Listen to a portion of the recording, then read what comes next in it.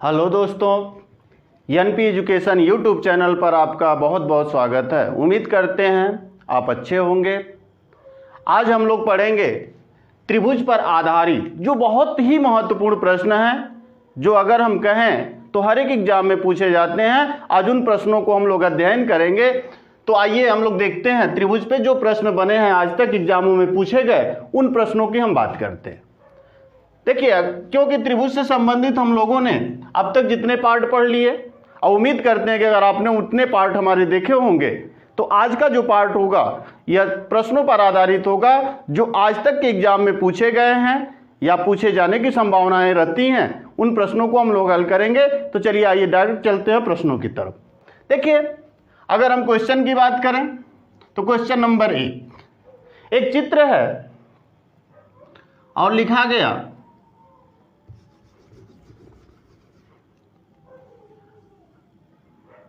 एक चित्र दिया गया था PQR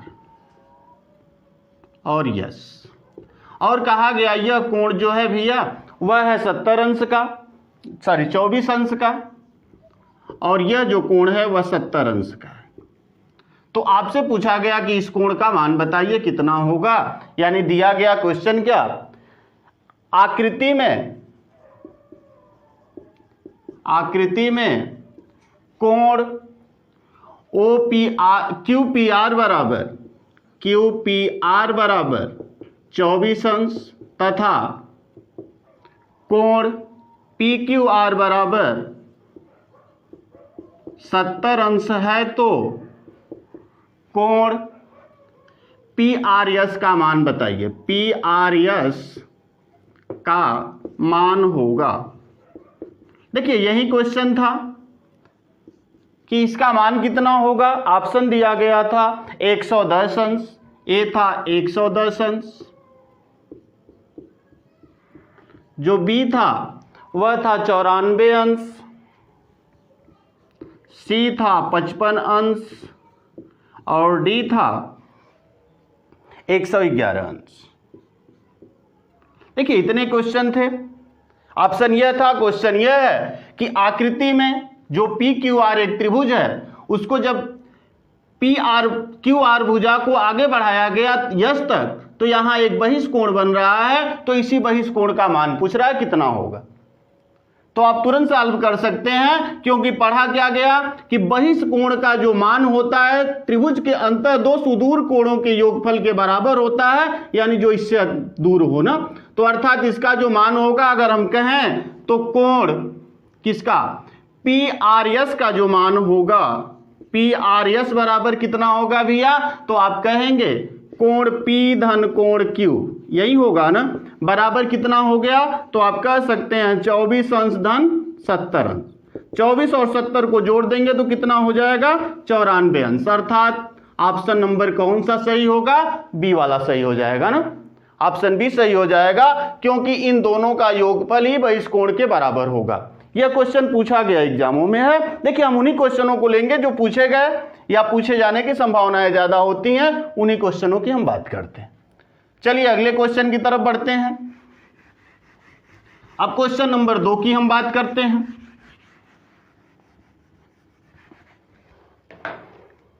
क्वेश्चन नंबर 2, देखिए क्वेश्चन नंबर जो 2 दिया गया था वह था एक चित्र बनाया गया, ठीक। अब यह लिखा गया ABC और इसे बढ़ाया गया कहां तक भैया, D तक। जो AC भुजा है उसको D तक बढ़ाया गया, और यह वाला कोण तो ऐसे भी कंफर्म है कि 90 अंश का एक समकोण त्रिभुज बनाया गया। प्रश्न क्या था, निम्न चित्र में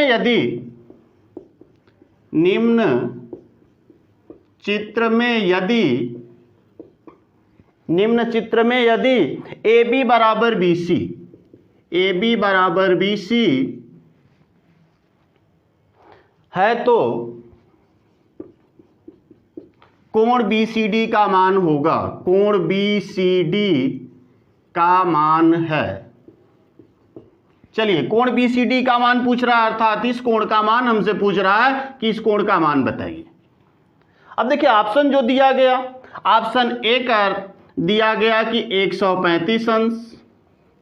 ऑप्शन बी जो दिया गया वह है 150 अंश।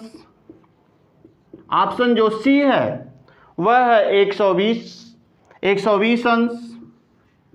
और जो ऑप्शन डी दिया गया वह है 210 अंश।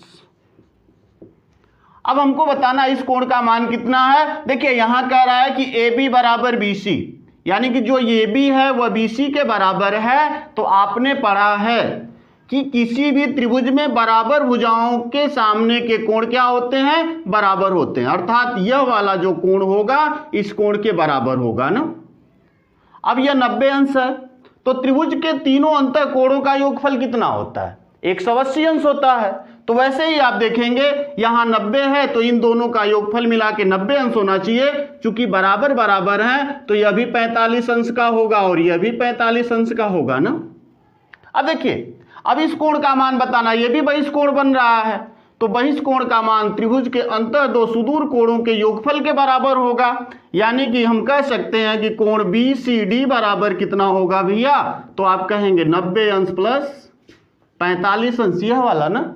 90 में 45 जोड़ देंगे तो कितना हो जाएगा, 135 अंश। अर्थात ऑप्शन नंबर कौन सा हो जाएगा, ये वाला हो जाएगा ना। देखिए अगर थोड़ा सा ध्यान दें तो बहुत आसानी से हम प्रश्नों को कर सकते हैं। सही है। अब अगले क्वेश्चन की तरफ चलते हैं। आ जाइए अगला क्वेश्चन देखते हैं, क्वेश्चन नंबर 3। और यह भी क्वेश्चन कई बार एग्जाम में पूछा जाता है, ऐसे ही क्वेश्चन पूछे जाते हैं। देखिए एक चित्र दिया गया, एक चित्र ऐसे बनाया गया, इसका नाम रखा गया ABC, ठीक। और कहा कि यह वाला कोण जो है 70 अंश का है, तथा जो AB रेखा है या AB भुजा उसका मध्य बिंदु तथा BC का मध्य बिंदु दिया गया F तथा E है। यानी यहां दिया गया E और यहां दिया गया F, ठीक, E तथा F है। और इस कोण को बताया गया कि यह कोण है 60 अंश। अब देखिए दिया क्या गया, अब पढ़ते हैं हम क्वेश्चन को। निम्न चित्र में कोण B बराबर 70 अंश, कोण B बराबर 70 अंश। और आगे कह रहा है तथा कोण C बराबर 60 अंश। और आगे कह रहा है कि तथा E BC तथा F AB का मध्य बिंदु है।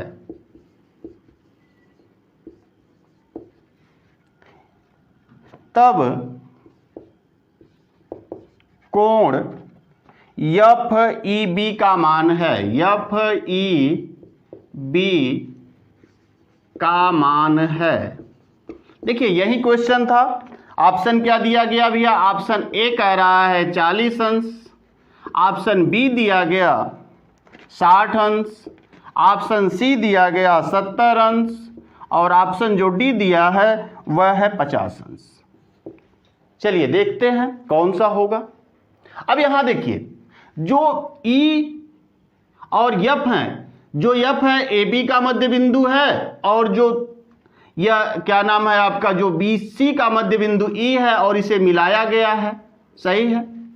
अब यहां देखिए आपने पढ़ा होगा, अगर त्रिभुज की हम बात करें तो त्रिभुज के भुजाओं के मध्य बिंदु को मिलाने वाली रेखा त्रिभुज के भुजा के समानांतर होती है ना। आप लिख सकते हैं एक पॉइंट यहां पे, नोट पॉइंट लिख लीजिए। त्रिभुज के किन्हीं दो भुजाओं के मध्य बिंदु को मिलाने वाली रेखा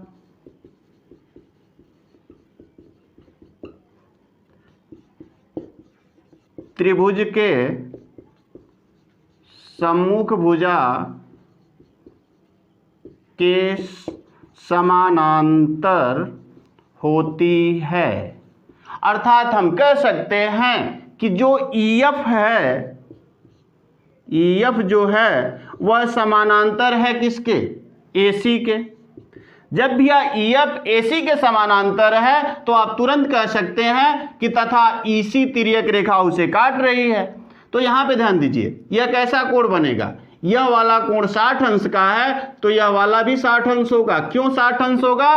क्योंकि संगत कोण, जैसे आपने पढ़ा था ना कि दो समानांतर रेखाएं हैं, उसे जब तिर्यक रेखा काटती है तो यह वाला जो कोण होता है भी इस कोण के बराबर होता है, क्योंकि यह दोनों कैसे कोण हैं? तो आप कह सकते हैं संगत कोण। अर्थात हम कहें कि कोण BEF का कितना मान होगा भैया? देखिए FEB, यहां देखिए FEB पूछा है, अर्थात इस कोण का मान कितना होगा? तो आप तुरंत कहेंगे कितना?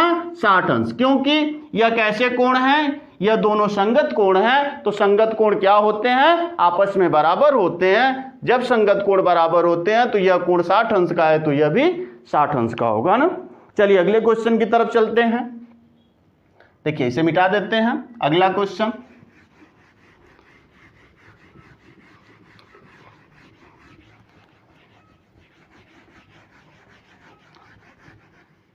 Question number 4। देखिए बहुत ही अच्छा क्वेश्चन है यह क्वेश्चन नंबर 4। एक समबाहु त्रिभुज में, एक समबाहु त्रिभुज में, एक समबाहु त्रिभुज में यदि AD लंब है BC पर, AD लंब है BC पर, तब देखिए ऑप्शन जो A दिया गया भैया वह कह रहा है 2AB स्क्वायर बराबर 3AD स्क्वायर। ऑप्शन जो B कह रहा है, जो B दिया गया वह दिया गया 3AB स्क्वायर बराबर 4AD स्क्वायर। ऑप्शन जो C दिया गया वह दिया गया कि 5AB स्क्वायर बराबर 4AD स्क्वायर। जो ऑप्शन D दिया गया वह दिया गया कि 4AB स्क्वायर बराबर 5AD स्क्वायर। चलिए हल करने का प्रयत्न करिए। हल करते हैं हम लोग, क्योंकि कह रहा है एक समबाहु त्रिभुज, समबाहु त्रिभुज बना लीजिए, यही समबाहु त्रिभुज है ABC, ठीक है। उसमें कह रहा है कि जो AD लंब है BC पर, यानी कि A से D डाला गया, यहां पे लंब डाला गया, तो जो AC है, अरे क्या नाम है, BC पर लंब कौन है भैया? AD है ना। देखिए ध्यान दीजिए, जो BC है उस पर लंब है AD, कंफर्म है, दिया भी गया है। जब लंब है तो यहां ध्यान दीजिए समबाहु त्रिभुज है तो यह सभी भुजाएं तो आपस में बराबर होंगी, कंफर्म है। तो आपने समबाहु त्रिभुज में पढ़ा है कि जो समबाहु त्रिभुज है शीर्ष से सम्मुख भुजा पर डाला गया लंब, शीर्ष से सम्मुख भुजा पर डाला गया लंब क्या करता है? निश्चित तौर पे सम्मुख भुजा को समान दो भागों में विभाजित भी करता है, अगर समबाहु त्रिभुज की बात करें। क्योंकि आपने पढ़ा कि समबाहु त्रिभुज में चाहे वह लंब हो या मध्यिका हो, समपाती होते हैं ना। तो अर्थात जो लंब है वह इसकी क्या हो जाएगी? मध्यिका भी होगी। अर्थात हम कह सकते हैं, ध्यान दीजिए, कि यह जो है यानी कि जो BD है, अगर यहां से B से D के बीच की दूरी है, BD किसके बराबर है भैया? तो आप कह सकते हैं 1/2 BC के बराबर है। उसी तरह से देखिए DC जो है वह किसके बराबर है? तो आप कह सकते हैं 1/2 BC के बराबर है, अर्थात आधा है ना। आप कर सकते हैं कि जो BD है पूरे BC का आधा है, उसी तरह से DC भी BC का आधा होगा, क्योंकि यह समान दो भागों में विभाजित करेगा ना। अब देखिए आगे हम चलते हैं। अब हमसे पूछ रहा है कि कौन सा होगा, और यह क्वेश्चन पूछा गया है। अब ध्यान दीजिए, यहां चूंकि समकोण त्रिभुज बन रहा है तो हम लिख सकते हैं समकोण त्रिभुज, समकोण त्रिभुज ABD में, देखिए कौन सा त्रिभुज, ABD, यानी कि हम यहीं से यहां तक चले समकोण त्रिभुज ना। अब यहां देखिए, आप यहां लिखते हैं कि यह कर्ण हो जाएगा, इसमें एक आधार होगा, एक लंब होगा। तो आपने पढ़ा है कि कर्ण का स्क्वायर यानी कि AB का स्क्वायर बराबर, आप लिख सकते हैं कि यहां BD का स्क्वायर धन AD का स्क्वायर लिखा जा सकता है, कोई समस्या नहीं ना, क्योंकि कर्ण का स्क्वायर बराबर आधार का स्क्वायर धन लंब का स्क्वायर, यही कहती है ना पाइथागोरस प्रमेय, यही पाइथागोरस प्रमेय है। अब यहां ध्यान दीजिए, अर्थात हम लिख सकते हैं कि AB का स्क्वायर बराबर कितना, BD के जगह हम 1/2 BC रख सकते हैं ना, या फिर हम रख सकते हैं BC/2 का स्क्वायर धन, फिर क्या लिख सकते हैं भैया, आप लिख सकते हैं कि AD का स्क्वायर ना, सही है। अब देखिए AB का स्क्वायर बराबर आप लिख सकते हैं कि BC का स्क्वायर बटे 4 धन AD का स्क्वायर लिखा जा सकता है। अब ध्यान दीजिए, चूंकि यह समबाहु त्रिभुज है, अर्थात जो AB है वह बराबर है BC के, बराबर है CA, क्या नाम है, AB BC और CA बराबर है। अब ध्यान दीजिए, अर्थात हम BC के जगह AB भी बैठा दें तो कोई समस्या नहीं, अर्थात हम इसे लिख सकते हैं कि AB का स्क्वायर बराबर कितना, देखिए BC के जगह हम AB रख सकते हैं, तो AB का स्क्वायर बटे 4 धन AD का स्क्वायर लिख सकते हैं ना। अब ध्यान दीजिए, इसको अगर हम 4 से गुणा कर दें तो 4 खत्म हो जाएगा यहाँ से, तो हम इसको 4 से गुणा करें तो हम लिख सकते हैं कि 4AB स्क्वायर बराबर, यहाँ हो जाएगा 4 का गुणा करिएगा तो 4 4 से कट जाएगा, तो अर्थात होगा AB स्क्वायर धन 4AD स्क्वायर होगा ना। अब इसी को पक्षांतर कर लीजिए तो हम लिख सकते हैं कि 4AB square minus AB square, क्योंकि प्लस है, जब बराबर की इधर आएगा तो माइनस होगा, बराबर 4AD स्क्वायर होगा ना। अर्थात हम इसे क्या लिख सकते हैं भैया, देखिए 4AB स्क्वायर में से AB स्क्वायर घटा लेंगे तो 3AB स्क्वायर बचेगा, बराबर कितना, 4AD स्क्वायर हो जाएगा ना। अर्थात यही वाला सही है। देखिए कहीं दिया है का, देखिए ऑप्शन में जाते हैं, ऑप्शन देखिए बी वाला में दिया है कि 3AB स्क्वायर बराबर 4AD स्क्वायर, अर्थात यही बी वाला ऑप्शन होगा। और यह पूछा गया क्वेश्चन है, यह क्वेश्चन पूछा गया है, आपसे ऐसे क्वेश्चन पूछ लिए जाते हैं तो हमेशा ध्यान रखिए कि हम इस आधार पे इसको हल कर सकते हैं। क्योंकि इससे पहले हम लोगों ने पढ़ा कि समबाहु जो त्रिभुज होता है उसमें जो लंब डालते हैं वही लंब भी क्या होता है, इसकी मध्यिका का कार्य करता है ना, मध्यिका हो जाता है, यानी कि 2 भागों में इसको 2 बराबर भागों में विभाजित भी करता है ना। चलिए मिटा दें, एक बार देख लीजिए, एक बार समझ लेंगे, कोई समस्या नहीं होगी। चलिए इसे मिटाते हैं, अगले क्वेश्चन की तरफ चलते हैं हम लोग।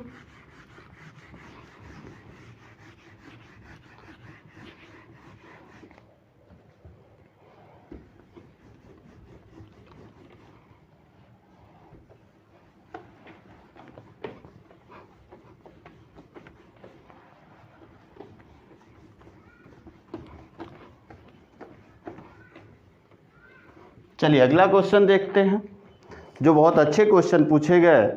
अब देखिए बहुत अच्छा क्वेश्चन है। अगला क्वेश्चन क्या पूछा गया भैया, एक समकोण त्रिभुज की समकोण बनाने वाली भुजा, एक समकोण त्रिभुज की समकोण बनाने वाली भुजाओं समकोण बनाने वाली भुजाओं की लंबाइयां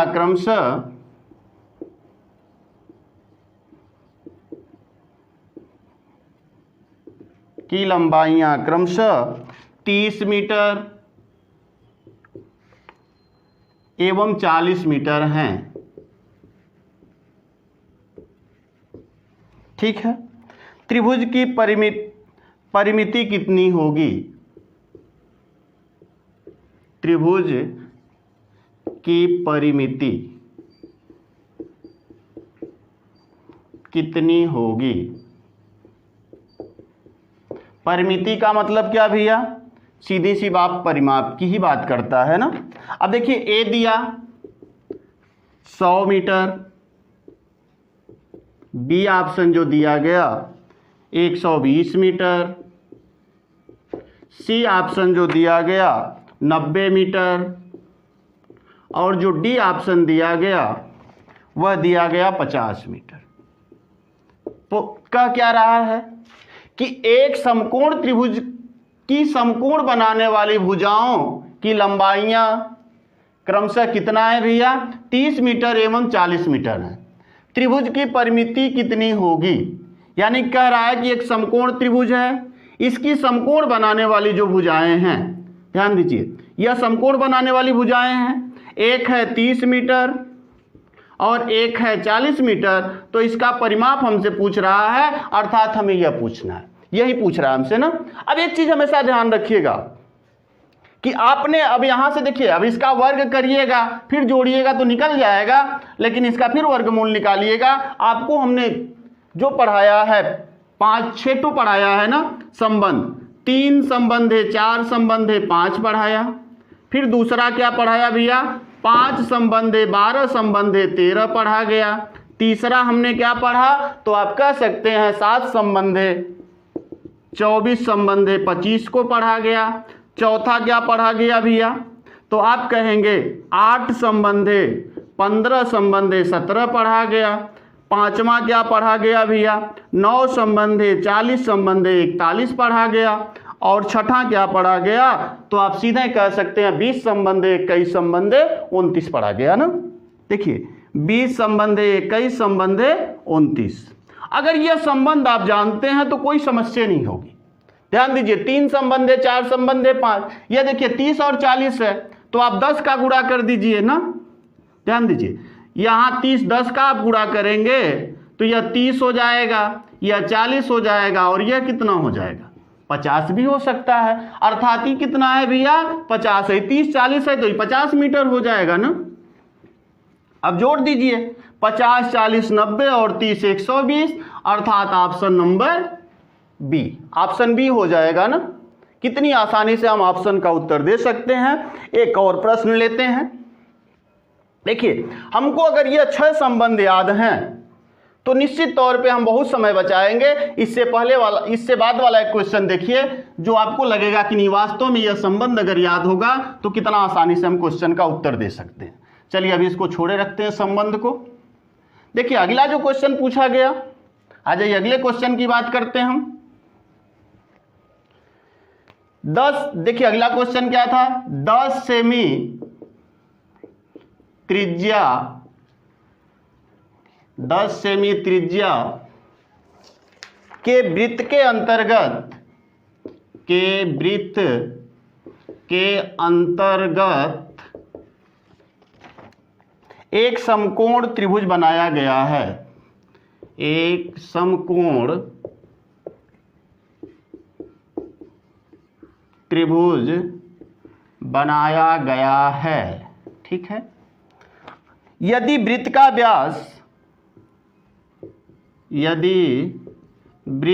व्यास त्रिभुज की एक भुजा है,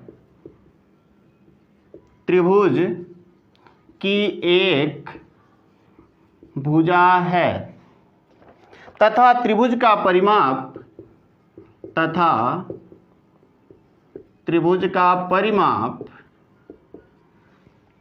48 सेमी है, 48 सेमी है, तो त्रिभुज की अन्य 2 भुजाएं हैं, तो त्रिभुज की अन्य 2 भुजाएं हैं। अब देखिए ऑप्शन क्या दिया गया भैया, ए कह रहा है कि 13 15, बी ऑप्शन कह रहा है कि 14 14, सी ऑप्शन कह रहा है कि नहीं 12 16, और डी ऑप्शन दिया गया कि 10 और 18। चलिए देखते हैं कौन सी है। देखिए कह रहा है कि 10 सेमी त्रिज्या के वृत्त के अंतर्गत एक समकोण त्रिभुज बनाया गया है। यदि वृत्त का व्यास त्रिभुज की एक भुजा है तथा त्रिभुज का परिमाप 48 सेमी है, तो त्रिभुज की अन्य दो भुजाएं हैं, यानी एक वृत्त है भैया, और जो वृत्त है उसकी त्रिज्या कितनी है, 10 सेमी है। आप भी कंफर्म हैं कि इसकी त्रिज्या जो है 10 सेमी है। तो आप जानते ही हैं कि किसी भी वृत्त में, अभी पढ़ेंगे चूंकि वृत्त को, लेकिन यहां समझ लीजिए किसी भी वृत्त में सबसे बड़ी जीवा उसकी व्यास ही होती है। तो 10 सेमी त्रिज्या है तो उसका व्यास कितना हो जाएगा, त्रिज्या का 2 गुना, यानी 10 सेमी इधर भी होगा, अर्थात टोटल कितना हो जाएगा भैया, 20 सेमी हो जाएगा ना। कंफर्म है। अब ध्यान दीजिए, इसके अंतर्गत एक समकोण त्रिभुज बनाया गया है जिसमें एक तो भुजा है। चलिए बना दीजिए। और आपने पढ़ा भी होगा कि अर्धवृत्त में बना कोण समकोण होता है, अर्थात यह वाला कोण तो 90 अंश हो गया। ए बी सी अगर हम रख दें तो कोई समस्या नहीं। अब एक भुजा हमें मिल गई 20 सेमी की। अब दो भुजाएं निकालना है। देखिए यहां से निकाला जा सकता है, कितना का गुणा किए, 4 का ही गुणा हुआ ना, 4 से गुणा कर दीजिए, कितना हो जाएगा। तो आप कहिएगा 4 तिहाई 12, 4 चौक को 16, 4 पाँचे 20, यही होगा ना। यानी कि 12, 16 और 20 का संबंध हो गया। देखिए एक तो 20 सही है तो एक तो 12 हो जाएगी, एक तो 16 हो जाएगी। देखिए कितने आसानी से, जबकि लगाइएगा ना तो बहुत लंबा प्रोसेस होता है, कम से कम 10 मिनट में इसको लगाइएगा। हालांकि ऑप्शन से हल कर सकते हैं, लेकिन रह गई बात, अगर हम इतना जानते हैं तो बड़ी आसानी से हम क्वेश्चनों को हल कर सकते हैं। देखिए 12, 16 और 20, अब जोड़ लीजिए। 20, 12, 16 कितना हो गया भैया, तो आप कह सकते हैं कि 28 होगा।